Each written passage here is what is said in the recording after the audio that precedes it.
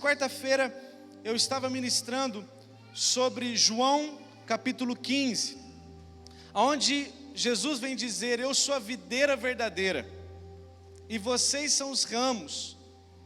E ali eu pude falar pelo menos 4 coisas. Primeiro é que o texto vai dizer que não fomos nós que escolhemos o Senhor, mas o Senhor nos escolheu primeiro. Depois eu disse o porquê que o Senhor nos escolheu. Jesus disse que o Senhor nos escolheu para que nós dessemos frutos, e frutos que permanecessem. Também disse que esse fruto é resultado de uma vida de intimidade com o Senhor, porque o texto de João 15 vai dizer que para que a árvore dê fruto, ela precisa estar conectada, né? O ramo tem que estar conectado com a árvore, para poder então dar o fruto.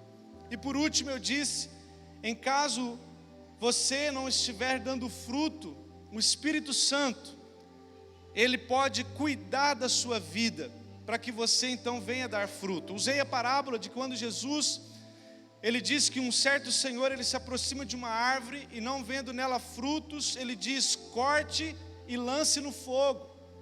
Mas o servo que estava em volta disse: não, me permita escavar a terra, cuidar das raízes, para que daqui 1 ano, se essa árvore não der fruto, então o Senhor corte e joga fora.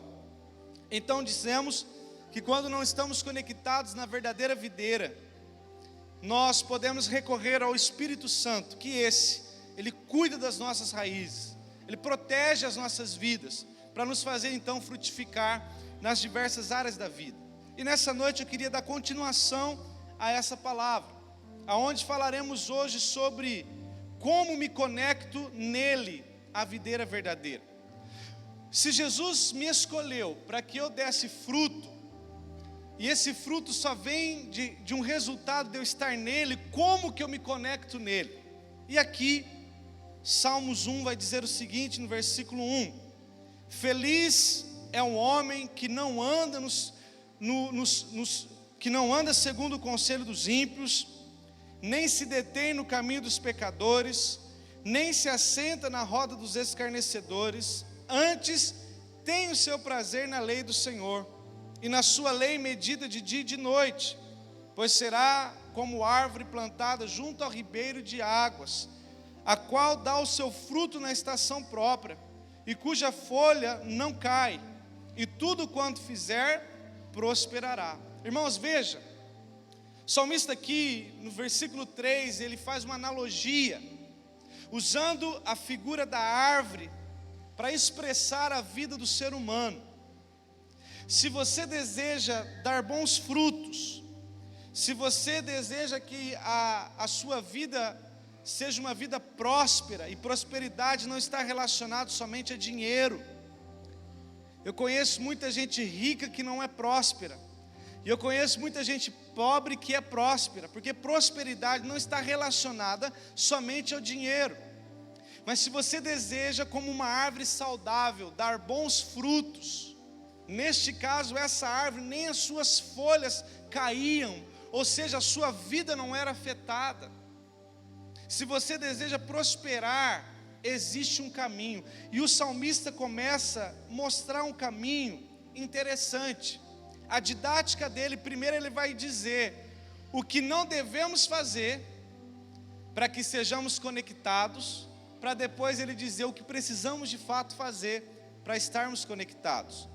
E a primeira coisa que ele diz é: não ande no conselho dos ímpios.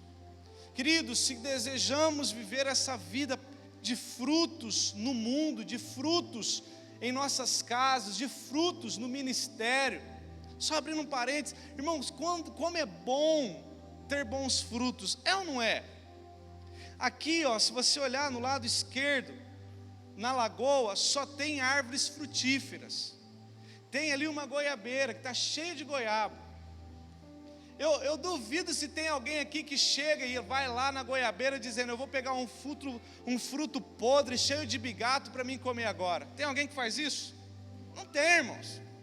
Quando você dá aquela mordida no fruto e vê aquele negocinho mexendo, você já... é ou não é? Porque você gosta de frutos bons.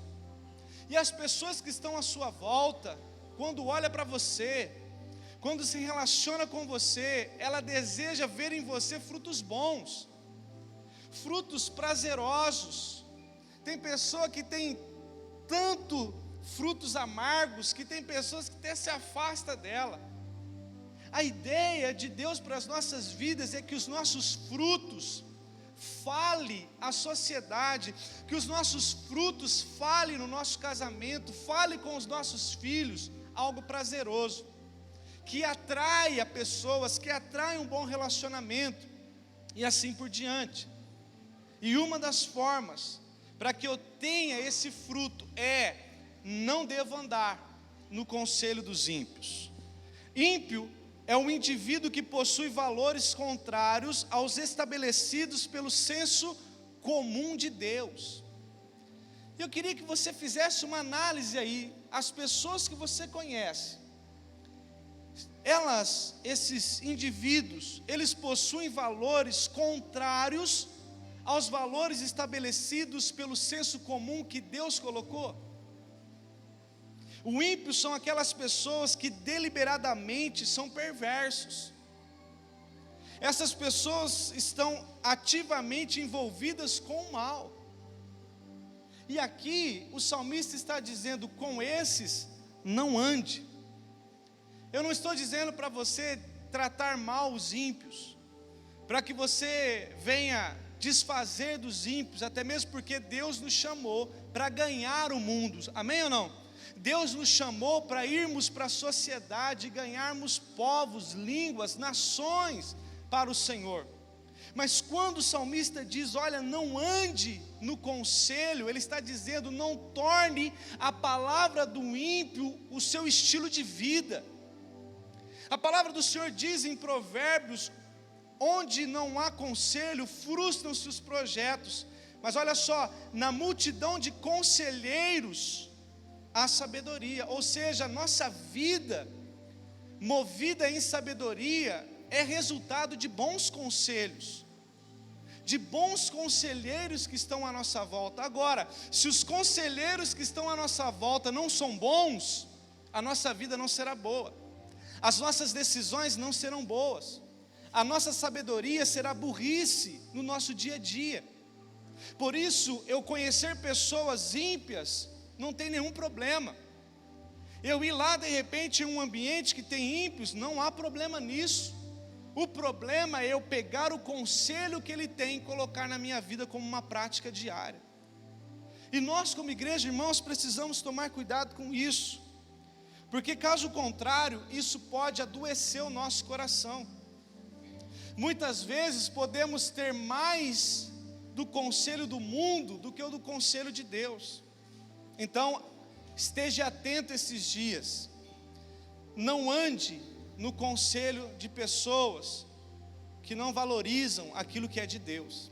Depois, o salmista vai dizer: não se detenha, em algumas versões, não pare no caminho dos pecadores. Então, primeiro ele disse sobre os ímpios, agora ele vai dizer: olha, não pare no caminho dos pecadores. Quem são os pecadores? Aqui são aquelas pessoas que resolvem viver a prática do pecado consciente. Tem pessoas que são ímpias, que às vezes a sua conduta diária, por mais que não são como nós cremos, mas não é na maldade, é um hábito que aprendeu, que desenvolveu. Já o pecador é aquele que conscientemente ele assume uma vida de pecado diante de Deus. Se roubar é pecado diante de Deus, ele assume: eu sou ladrão mesmo e vou viver assim, não importa o que Deus acha, eu vou viver essa vida de pecado e vou morrer assim. Parar no caminho do pecador é eu entender que aquele cara assumiu aquele estilo de vida, não quer mudar, não quer uma intervenção de Deus, e eu paro ali para viver em seu caminho. Repetindo, não tem problema eu evangelizá-lo, não tem problema eu ter amizade com ele, mas eu não posso permitir que esse pecador influencie o meu estilo de vida. Eu não posso permitir que aquele que aderiu para si uma vida de roubo, agora influenciar minha vida para que eu também roube. Quantos estão entendendo? Aquele que assumiu a mentira. Não, eu sou mentiroso mesmo, sei que é pecado diante de Deus, mas eu assumi viver a vida da mentira. Aí eu, como cristão, agora eu paro no caminho dele e me torno o quê? Um mentiroso. Irmãos, isso é muito sério, porque pode influenciar a minha vida de frutos. Frutos que eram bons, agora começam a ser comprometidos, porque um mau fertilizante ou uma má companhia começa a influenciar a minha vida. Às vezes você vê pessoas, jovens, que estavam no caminho correto, seguindo ao Senhor, com uma consciência pura, de repente entra em alguns meios, seja faculdade, seja um trabalho, seja em rodas de amigo, que agora começa a influenciar eles, e agora eles começam até a duvidar de Deus. Tudo por quê? Porque os meus frutos estão sendo tocados pelo caminho de um pecador. Então eu não posso permitir que o pecador, que faz as escolhas pelo mundo, que a sua base de vida e segurança é o padrão do mundo, que não ouve a Deus, influencie quem eu sou. Irmãos, até eu disse isso pela manhã, é uma verdade. Pega uma mentira, muitas vezes ditas, para você mentir aquilo, mas muitas vezes ela dita ao seu coração, pode chegar o momento que aquela mentira se passa a ser verdade. E isso é algo que nós, igreja de Jesus Cristo, temos que estar atentos, irmãos. Como existe um pregador que diz, às vezes a nossa fé hoje tem mais de Platão do que do nosso pai Abraão, porque o mundo está insistindo com valores pecaminosos em cima de nós, para que nós agora paremos em seus padrões. E por último, ele vai dizer, não se assente na roda dos escarnecedores. Escarnecedor é aquele que debocha, ridiculariza as coisas de Deus. Para eles, desobedecer ao Senhor é como um entretenimento, é legal, é jóia. São os ímpios da pior qualidade, os zombadores. Eles são arrogantes, briguentos, injuriosos, inimigos da paz e ordem entre os homens e em suas comunidades, e zombadores da bondade do Senhor. Os zombadores são aqueles que ridicularizam a santidade de Deus, irmãos, e nós precisamos estar atentos. Até eu disse pela manhã, quer ver os nossos filhos? Você que é pai sabe disso. Teu filho pode fazer algo ali que é errado, se alguém ir lá bater nele, você vai ficar bravo. Por quê? Porque pôs a mão no meu filho. Fala comigo, meu filho ainda não entende, fala comigo e nós vamos resolver a situação. Você toma as dores do seu filho, sim ou não?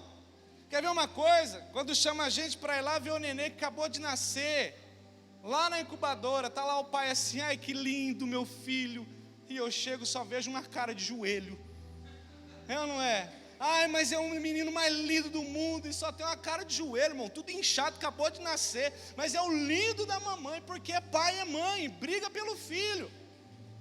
Agora uma questão, queridos, em nosso meio em que vivemos, pessoas estão zombando da nossa fé e às vezes nós ficamos quietos. Pessoas estão zombando da nossa espiritualidade, zombando do nosso Deus e nós nos calamos, aceitando isso. Eu não estou dizendo para você sair brigando pelo Senhor, brigando pela bandeira chamada evangélico, não é essa a questão. Eu só quero que você e eu nos posicionemos para que os zombadores não tornem a nossa verdade uma mentira, para que os zombadores, as rodas de escarnecedores, transformem aqui dentro aquilo que acreditamos. Os escarnecedores também são aqueles que rejeitam o nosso Senhor Jesus. Então imagine você cristão assentado em uma roda, onde tudo que eles falam ou estão zombando é uma difamação ao nome de Jesus. Irmãos, isso é triste e nós precisamos nos posicionar. Se você ainda não consegue influenciar aquele meio, eu te aconselho, saia de lá por enquanto, para que você se fortaleça no Senhor, para que depois você volte e os ganhe para Jesus. Eu me lembro quando eu entrei na igreja, tinha um grupo que eu participava, e de repente, os líderes chegaram em mim, os pastores dos jovens, e disseram o seguinte: cara, se você quer crescer com Deus, saia desse grupo e procure um que ame a Jesus. E eu disse: mas e aí? Não é unidade? Ele disse o seguinte: por enquanto você precisa se fortalecer, porque senão você pode se desviar dentro da igreja. E eu comecei a fazer uma analogia, irmão. Às vezes eu chegava, as conversas do grupo dentro da igreja eram de zombadores, conversas que não edificavam. E aí eu olhava para aquilo, Denilson, eu falava assim: mas esse tipo de conversa eu tinha quando eu estava com o cachimbo da paz no meio do mato, alucinado com a droga. E agora os crentes estão falando isso. E eu pude perceber, irmãos, que eram pessoas que não estavam comprometidas com o evangelho. E aí então, pela graça de Deus, Deus me apresentou um grupo onde eu pude ser edificado, pessoas que me ensinaram a ler a Bíblia, pessoas que me ensinaram a ler, pessoas que me ensinaram a orar em línguas. E aí então depois eu pude, pela graça e misericórdia, ajudar essas pessoas a se encontrar com o Senhor. Se você deseja ter uma vida de prosperidade, seja qual for a área da sua vida, de bons frutos, você e eu precisamos fazer isso. E o mais rápido possível, irmão. Sabe por quê? Eu já disse isso aqui. É uma decrescente.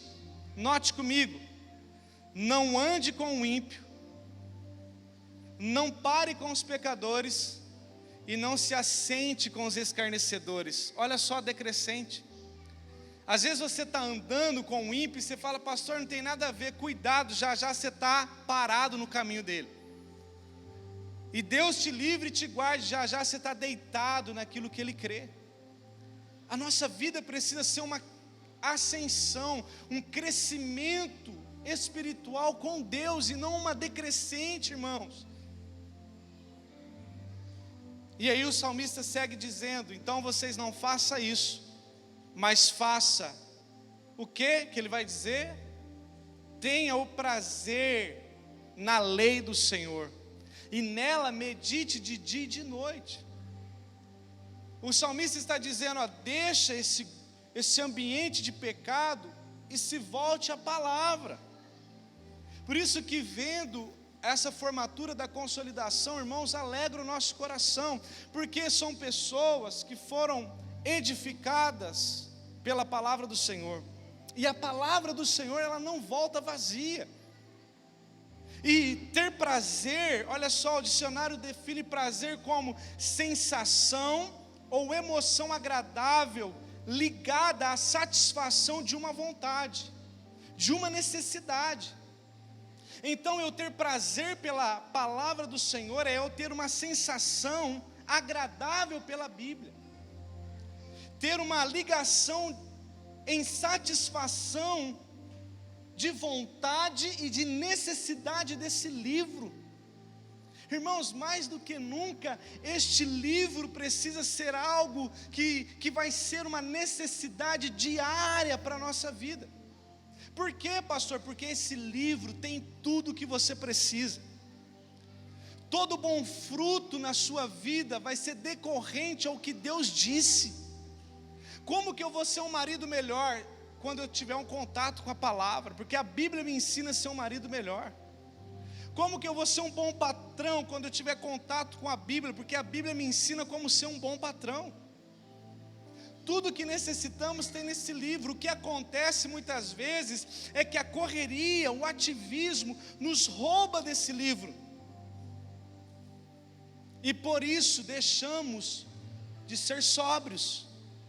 Irmãos, hoje, enquanto nós orávamos no momento profético, eu cheguei em casa, a primeira coisa que eu disse para minha esposa foi uma frase que Deus me deu enquanto nós orávamos no púlpito, lá na sede. Deus falou ao meu coração: as gerações passadas lutavam para preservar o azeite da vinda de Jesus. A nova precisa lutar para ler aonde está escrito sobre a vinda de Jesus, irmãos. Quantos me entenderam? Enquanto a geração passada, ela tinha o cuidado de guardar o azeite, porque Jesus pode voltar a qualquer momento, e a parábola diz que aquelas virgens que estavam sem o azeite, iam ficar. Há uma geração que até hoje, dos mais velhos, lutam para guardar. Agora a mais nova nem sabe, nem se preocupa em saber que Jesus vai voltar, que precisa se ter um azeite, que precisa cuidar de um azeite. Porque, irmãos, talvez nos nossos dias a Bíblia tenha se afastado de nós, não porque Deus se afastou, mas porque nós nos afastamos da Bíblia. E precisamos mais do que nunca correr o caminho inverso. Enquanto o mundo está indo para os seus prazeres, para as suas dedicações lá fora, nós precisamos mergulhar nesse livro e voltar a ter um prazer na lei do Senhor. Eu não estou dizendo que você vai parar com o seu futebol, que você vai parar com a sua academia, que você vai parar, de ir lá para o meio do nada, pensar na vida. Não, você não precisa parar com nada que é lícito. O que precisamos é colocar esse livro na nossa vida, colocar essa leitura diária na nossa vida. Eu achei até legal, depois um senhor já mais avançado de idade me procurou e olhou e falou assim: cara, como que funciona esse negócio do seu tablet? Aí eu mostrei para ele, falei: cara, você consegue pôr a Bíblia aqui, você coloca a luz o máximo que você pode e a letra maior que você pode. Ele falou: cara, eu vou comprar um desses, porque eu não estou conseguindo mais ler a letrinha da Bíblia. Ou seja, irmãos, hoje não tem desculpa. Hoje a gente consegue ter a Bíblia no celular. O aplicativo da igreja tem lá um espaço que tem a Bíblia offline, que você pode ler até fora da internet. O que precisa é um resgate do prazer por essa lei. Quantos estão me entendendo? Porque aí sim os frutos virão, irmãos. Porque não se trata de nós, se trata do que estamos construindo em cima daquilo que Ele fala ao nosso respeito. Por isso que o salmista diz no Salmo 119, versículo 11: guardei a Tua palavra no meu coração para não pecar contra Ti, Senhor. Não é o teu esforço, o tanto que você ora, o tanto que você jejua, o tanto que você se consagra que vai te guardar. O que te guardará do pecado é uma vida com a palavra. Porque nós nos dias de hoje já não temos a palavra como um verbo passado, nós temos a palavra como um verbo vivo, que desceu, morreu, ressurgiu e vive no nosso meio, irmãos. Por isso que a Bíblia é o único livro de toda a história que todo dia que você lê ela, o autor está presente do teu lado. Você pode ler o livro talvez, sei lá, de alguém que já passou, ele passou. Ou se num momento o pastor Carlosano estiver ali fazendo uma apresentação de um livro dele, ele está presente. Mas você vai para casa, lê o livro do pastor Carlosano, ele não estará presente com você. Mas a Bíblia é o único livro de toda a história que todo momento que você liga ela, o autor está do seu lado para te inspirar, te explicar, te consolar, te introduzir às verdades do reino. Por isso que nós não podemos, irmãos, deixar a nossa Bíblia aberta no Salmos 91 no lugar da casa. Nós temos que ligar ou abrir ela para que ela seja algo transformacional na nossa vida. Até esses dias eu vi uma frase e tem muito a ver com a minha vida. A frase dizia o seguinte: lendo a palavra eu descobri um erro, e o erro estava em mim. Houve um homem recentemente que disse que a Bíblia precisava que a Bíblia não era suficiente, que precisava passar por um renovo. Não, irmãos, quem tem que ser renovado somos nós. Passarás os céus e a terra, mas esse livro nunca passará. Passa-se gerações e esse livro continua inabalável. Jesus no deserto, ao debater com Satanás, porque Satanás queria que Jesus entrasse numa decrescente. Interessante que se você vê, Satanás começa a dizer para Jesus: se você é filho de Deus, transforme as pedras em pães. Ou seja, faça o que você achar melhor, Jesus. Depois ele diz: olha, lance-te daqui para baixo. Satanás estava desafiando Jesus a desafiar o poder de Deus. E por último ele vai dizer: tudo isso eu vou te dar, se prostrado me adorar. Ou seja, levando Jesus a descumprir os mandamentos que só a Deus deveria se adorar. Sabe o que Jesus faz? Jesus não faz a campanha dos 7 dias, dos 12 dias, dos 40 dias, dos 360 dias, não. Jesus começa a dizer: está escrito, Satanás. Ah, está escrito. Aí a terceira vez: está escrito. Aí sabe o que o capeta tem que fazer? Fugir de ré, irmãos. E os anjos vieram e serviram a Jesus. Esse livro precisa estar em nós a cada dia, porque conhecereis a verdade, e a verdade te libertará. Por isso que devemos voltar a ter prazer. E segundo, a Bíblia vai dizer: medite neste livro. O salmista disse medite. O que é meditar? É estudar o pensamento, o conteúdo, pensar sobre, ponderar. No original hebraico é uma palavra traduzida como se dissesse você falando baixinho com você mesmo. Isso é meditar. É você ler um texto e deixar esse texto mexer com o teu coração durante o dia todo. Você já viu a vaca ruminando? Para alguns é nojento, né? Mas a vaca ela come, depois ela deita e ela vai ruminar. A meditação é isso: você lê, não está entendendo nada, lê, mas depois você vai parar e começar a meditar naquele texto, pensar naquele texto, e aquele texto vai falar com você, vai construir valores. Eu estava dizendo pela manhã, e é interessante, irmãos, às vezes a gente está fazendo nosso devocional, os pastores, os líderes que atendem pessoas, e aí você lê um texto, não é assim, Robson? Você lê um texto da Bíblia, de repente você fala: ué, mas não entendi nada desse texto, mas ele pula no teu coração. Aí você sai, quando você vai atender uma pessoa, ela começa a falar, e o que ela precisa ouvir é aquele texto que saltou no coração. E aí você aconselha ela, no final ela olha para você e fala: nossa, pastor, que sabedoria. Sabedoria nada, irmãos, é a Bíblia. Porque se depender de nós, misericórdia. Mas a Bíblia, o poder de Deus manifestado nas Escrituras, ele transforma a gente. Por isso que é importante você ler, fazer um hábito durante o ano. Sei que já começamos aí, mas dá tempo de você encaixar, ler tantos capítulos por dia. Mesmo que você não consiga ler a Bíblia no ano, faz lá um cronograma que você leia a Bíblia em 2 anos, mas é importante que você tenha um contato, porque eu garanto para você, quando você mais precisar dela, ela vai fluir no teu coração. Um dia um mestre me disse o seguinte: Mateus, porque eu ficava com aquele clima: pastor, eu leio, mas parece que eu não entendo. E aí ele olhou para mim e falou assim: o que você comeu há 7 dias atrás? Aí eu falei: não, o senhor está de brincadeira comigo, né? 7 dias atrás? Não lembro. Aí ele disse o seguinte: pois é, o que você comeu 7 dias atrás ainda tem nutrientes dentro de você, proteínas dentro de você, ferro dentro de você. Aí ele falou: isso é a palavra. Tem coisas que você lê e não entende, mas ela está gerando vida dentro do teu homem espiritual, do teu ser interior. Mas por que o diabo quer tirar a Bíblia de nós, irmãos?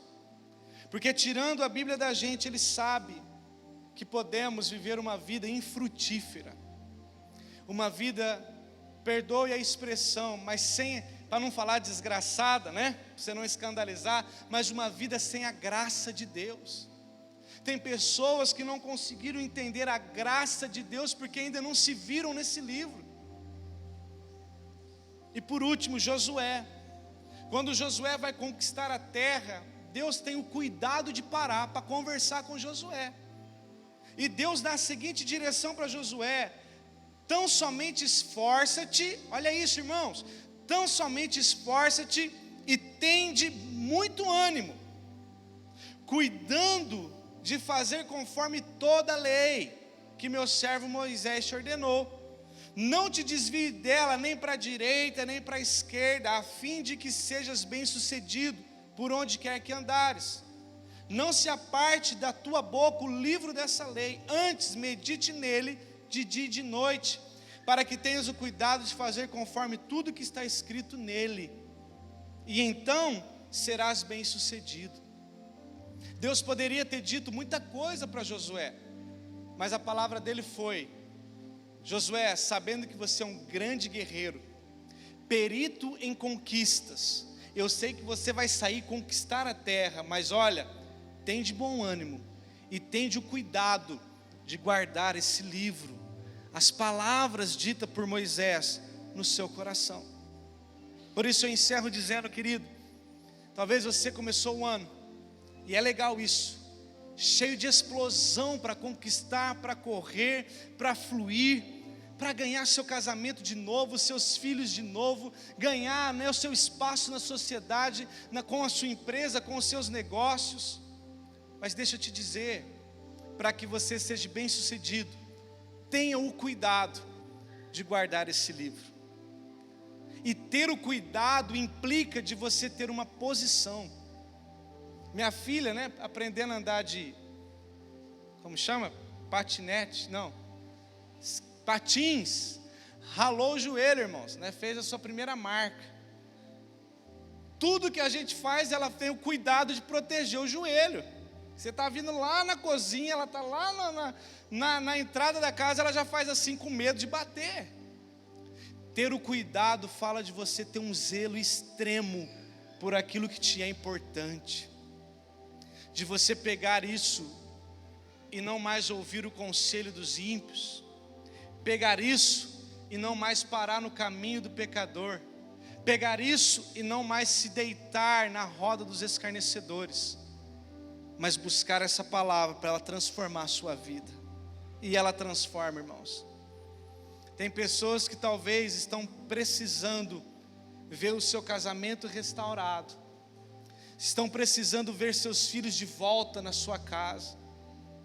Tem pessoas que talvez estão esperando o seu ministério voltar a fluir, sua vida financeira voltar a receber um novo de Deus. Lembre-se que a mulher que perdeu a dracma, primeira coisa que ela fez, ela não foi atrás da dracma. O que ela fez, irmãos? Acendeu a lâmpada. Acender a lâmpada fala de você ter contato com a palavra. Lâmpada para os meus pés é a tua palavra. Na hora que ela acende a lâmpada, o que acontece? Ela vê que a casa estava bagunçada, aí ela vai organizar a casa, e então ela acha a sua dracma. Talvez você foi atraído nessa noite para esse salão, à procura da sua dracma perdida, mas o Senhor te diz nessa noite: deixa a dracma de lado agora, se volte para a Bíblia, se volte para aquilo que Deus fala, organiza sua casa, e quando você menos esperar, o filho que saiu vai te pedir perdão, o casamento que deu errado vai começar a ser ajustado, a situação financeira que estava, né, descambando vai começar agora a fluir. Por quê? Porque você fez o caminho correto, o caminho de ter o contato com as Santas Escrituras. Algo, irmãos, que não é de hoje. Há muitos anos atrás no Brasil, religiões não permitiam com que o povo lesse a Bíblia. Só o sacerdote poderia ler, e lia o que queria. Não estimulava o povo a ler. Por quê? Porque o povo lendo descobriria o que de fato a Bíblia ensina. Mas nós não carregaremos essa maldição, porque nós somos livres, e a Bíblia faz parte dessa liberdade, não só nossa, mas dos nossos filhos, os nossos netos, até que Jesus volte, e ela será a liberdade sobre a nossa história. Ela não estará mais aberta no Salmo 91, ela será a realidade dos Salmos 91 na minha vida. Amém ou não? Ela não estará aberta no Salmos 23, dizendo: o Senhor é um bom pastor. Porque a Bíblia aberta lá no Senhor é o meu pastor, ela não é o meu pastor, é o pastor de alguém. Mas quando eu trago ela para o meu coração, aí eu posso dizer: o Senhor é o meu pastor e nada me faltará. Amém, queridos? Se ponha de pé, vamos orar. Eu acredito muito no que estou dizendo, irmãos.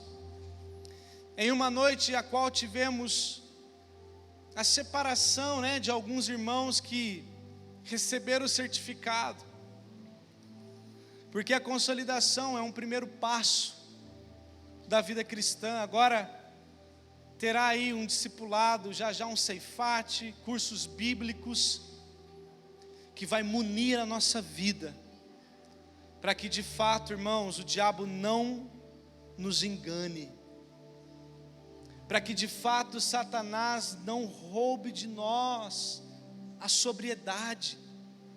Lembra de 1 Pedro capítulo 5, versículo 8?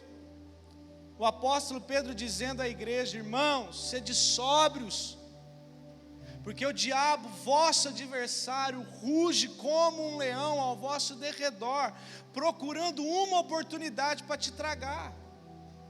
O que é derredor, irmãos? Existe esse púlpito, existe essa mesinha, ao redor dessa mesa existe esse púlpito, ao redor, está aqui, a água está perto daqui, ó. Ao derredor está a minha pessoa. Quando Deus diz ao derredor, Ele está dizendo: você está aqui, a minha presença está aqui, os anjos, mas o diabo está ao derredor, procurando uma oportunidade para te pegar. Por que Ele começa dizendo, porém sede sóbrios? Ou seja, estejam ligados, estejam atentos. Aí surge uma questão e alguém fala para você: fiquei sabendo, igual aconteceu comigo, fiquei sabendo que estão fazendo macumba para você, para te matar. A pessoa vem desesperada, irmãos, me contar: pastor, fiquei sabendo que o terreiro tal se juntou com outro terreiro para matar você. E aí eu olhei para ela e disse: mas a minha Bíblia diz que aquele que é do Senhor, o maligno não toca. Agora eu te pergunto, se eu vacilo daqui, ai vida, ai céu, ai deixa eu chamar o pastor Carlosani aqui em casa para orar comigo. Poderia o diabo pegar uma brecha, irmãos, e pegar meu coração. Mas eu desferi golpes contra o inferno e as potestades desse mundo, dizendo: aquele que é de Deus, o maligno não toca. Eu e minha casa serviremos ao Senhor. Aí eu posso sim ir no pastor Carlos Jaci, no pastor Jaci, no Claudio Honor, para que eles orem, para fortalecer a minha vida. Mas aqui dentro está decidido, de que a Bíblia diz, e eu acredito, às vezes o diabo está lançando setas no derredor sobre a tua empresa, e você está pegando isso. Você não é sustentado pela moeda da terra, aprenda isso de uma vez por todas. Você é sustentado pela moeda do céu.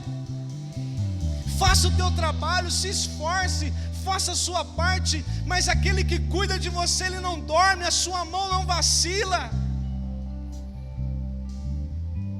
Pastor, mas e os meus filhos? Seus filhos estão na aljava do Senhor.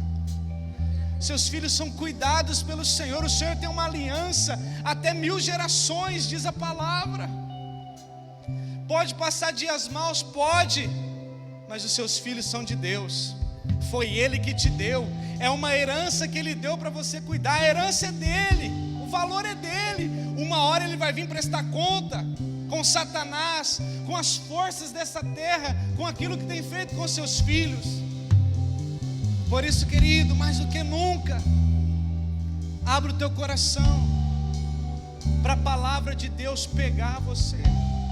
E eu quero profetizar sobre a tua vida antes de nós cantarmos.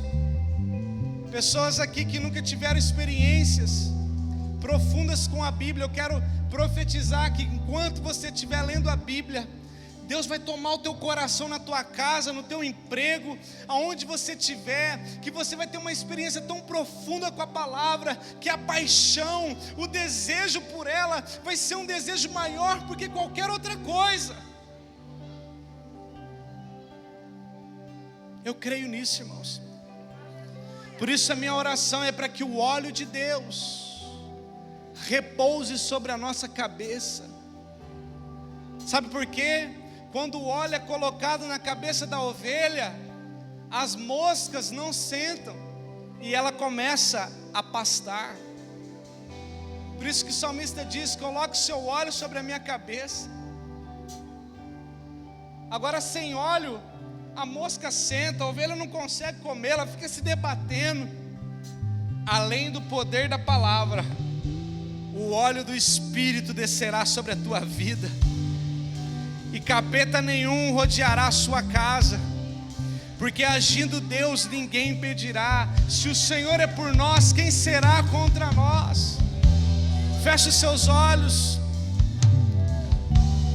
Permita com que o Espírito Santo da verdade, o outro Consolador, imprima dentro de nós uma paixão nova pela Bíblia,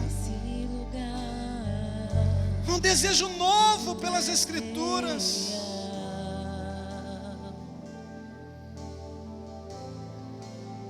Sim, Jesus. Vou me entregar totalmente.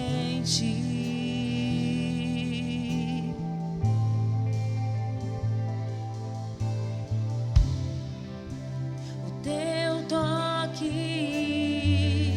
abriu os olhos do meu coração.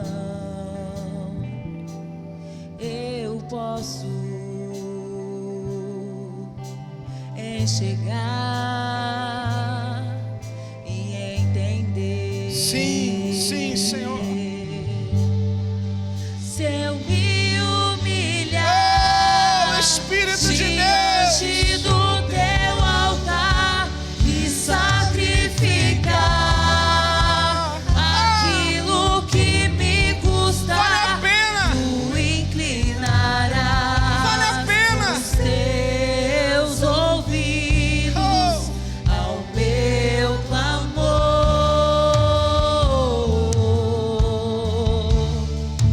Mas vale um dia no centro do teu querer, que toda a vida sem jamais te conhecer. Tu és minha fonte, minha colheita, minha herança.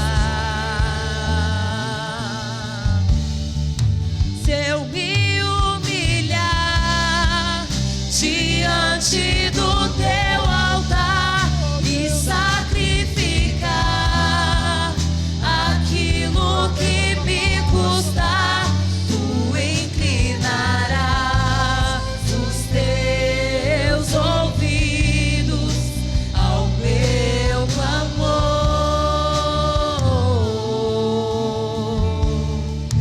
Mas vale um dia Sim, no sim, centro Jesus. do teu querer, que toda a vida sem jamais te conhecer. Tu és minha fonte, minha colheita, minha herança. Aleluia. Senhor, nós nos rendemos diante da Tua palavra. Como Jeremias disse, uma marreta que esmiuça a penha. Senhor, se houver em nosso coração um coração petrificado, que a Tua palavra, Senhor, quebre e que flua do nosso coração um desejo, Senhor, um desejo, Senhor, imensurável, Deus, pelo aquilo que é sagrado, por aquilo que é vindo da Tua parte. Senhor, em nome de Jesus, eu oro para que a cada dia o amor e o temor cresça em nós. Mesmo que haja tantas dracmas perdidas, tantas situações a serem resolvidas, mas queremos sim um caminho de subir para o monte. Não queremos a semelhança do povo de Israel, ficar no pé do monte com medo da Tua voz. Nós queremos subir, queremos ouvir como João ouviu do Senhor. Depois de ver o céu aberto, João ouviu uma voz dizendo: Ei, João, sobe para cá, João. E o Senhor revelou todo um apocalipse para João, Senhor. Ele estava em um contexto de prisão, de ilha de Patmos, Senhor, vendo os seus amigos apóstolos morrendo, decapitado, entregue às feras. Mas João resolveu a não olhar para aquilo que estava na terra. João resolveu a não olhar para aquilo que estava à sua volta. João olhou para o céu e resolveu subir com asas como de águia à tua presença, Senhor. Eu profetizo em nome de Jesus sobre nós, o teu povo.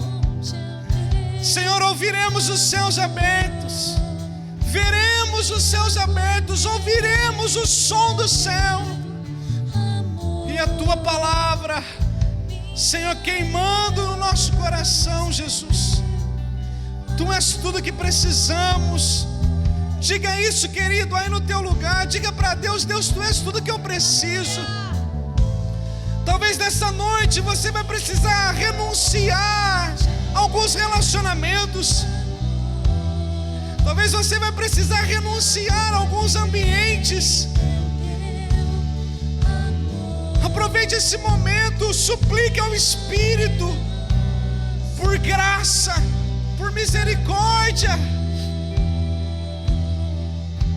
Você é mais do que vencedor.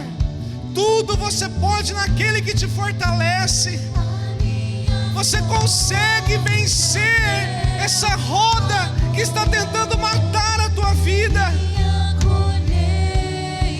Existe mais de Deus.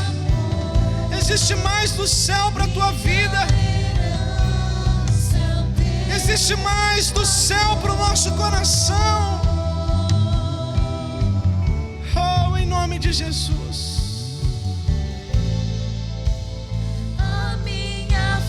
Chora la basandere barraia cheia. Amor, minha colheita é o teu amor. Espíritos de vida. Minha herança é o teu amor. Se eu me humilhar diante do teu altar e sacrificar aquilo que me custar, tu inclinarás os teus ouvidos ao meu clamor.